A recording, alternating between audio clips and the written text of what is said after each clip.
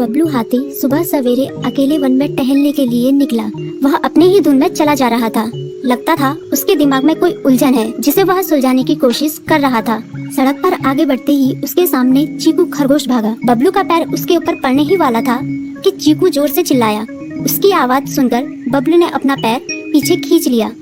कहाँ खोए हो बबलू भाई? कहीं नहीं, बस कुछ ऐसे ही सोच रहा था। किस बारे में? तुम जानकर क्या करोगे? शायद मैं तुम्हारी कुछ मदद कर सकूं। तुम तो जानते हो आजकल वन में कितनी चोरियां हो रही हैं, पर चोर का कोई अता पता ही नहीं है। इस बात को लेकर वन के सारे प्राणी चिंतित थे। वे वहाँ खुद को सुरक्षित महसूस नहीं कर रहे थे। अरे चीकू भाई, हम मजबूर हैं। हम चोर को पकड़ ही नहीं पा रहे हैं। वह बहुत चालाक है और अपने काम को बड़ी कुशलता से अंजाम दे रहा है। कहीं कोई सबूत ही नहीं छोड़ रहा। हमारे राजा इस बात को लेकर बहुत चिंतित हैं। यही कारण है कि हम सब इस बारे में सोच रहे हैं। अब तुम मेरी इसमें क्या मदद कर सकते हो? मैं कुछ सोचता हूँ, हो सकता है मुझे कोई उपाय सूझ जाए। प्रयास करने में कोई हर्ज तो नहीं है। तुम ठीक कहते हो चीकू, लेकिन वन के गुप्तचर भी अभी तक इसका कोई हल नहीं निकाल सके। इतना कहकर वे चुप हो गए। बबलू की बातों ने चीकू को सोचने के लिए मजबूर कर दिया। चीकू को उदास देखकर बबलू बोला, तुम अपना मन छोटा मत करो। मुझे अच्छा लगा कि तुमने मेरी परेशानी को समझा। कभी मैं भी इस वन के लिए गुप्तचर का काम करता था। एक बार मेरी टांग टूट जाने से मेरे अंदर फुर्ती नहीं रही। तब से मैंने यह काम छोड़ दिया। चीकू, तुम चाहो तो यह काम दोबारा कर सकते हो। वन के प्राणी ज्यादातर दिन में भोजन की तलाश करते हैं, वे रात को आराम करते हैं। तुम दिन रात दोनों में ही भोजन की तलाश में निकल सकते हो सकता है रात को तुम्हें कुछ ऐसी बातों का पता चल जाए जो हमारे काम की हो।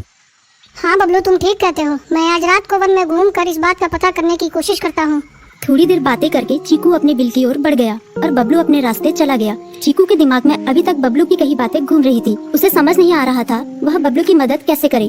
दिन भर वह उसी उधेड़-बुन में लगा रहा। शाम होते ही चीकू कुछ सोचने लगा और वह चुपचाप बिल से बाहर निकल आया। चीकू की पत्नी ने देखा तो बोली, इस समय कहाँ जा रहे हो? बाहर खतरा है। खतरा तो सुबह भी रहता है, लेकिन खतरों से डर कर हम भूखे तो नहीं मर सकते। मैं बाहर घूम कर आता हूँ। इतना कहकर चीकू रात को बिल से बाहर निकल आया। कुछ दूर जाकर उसकी नजर बंकू उल्लू पर पड़ी जो कुछ ही दूरी पर था।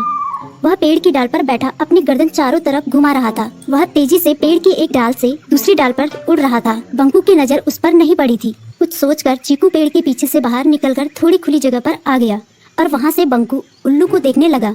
बंकू ने चीकू को अंधेरे में भी देख लिया, पर उसने उसमें कोई उत्सुकता नहीं दिखाई और अपनी गर्दन चारों ओर घुमाता रहा।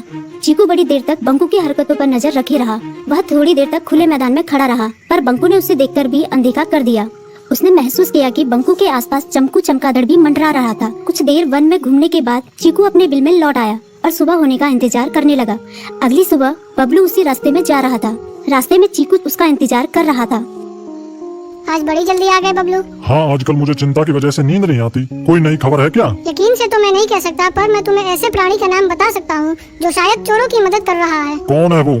बंकू उल्लू। इतना कहकर चीकू ने रात की घटना उसे ज्यों की त्यों सुना दी। इसे सुनकर बबलू का माथा ठनका। बबलू की आंखें चौंधिया गई। तुम ठीक कह रहे हो। मुझे आज रात बंकू और चमकू पर नजर रखनी होगी।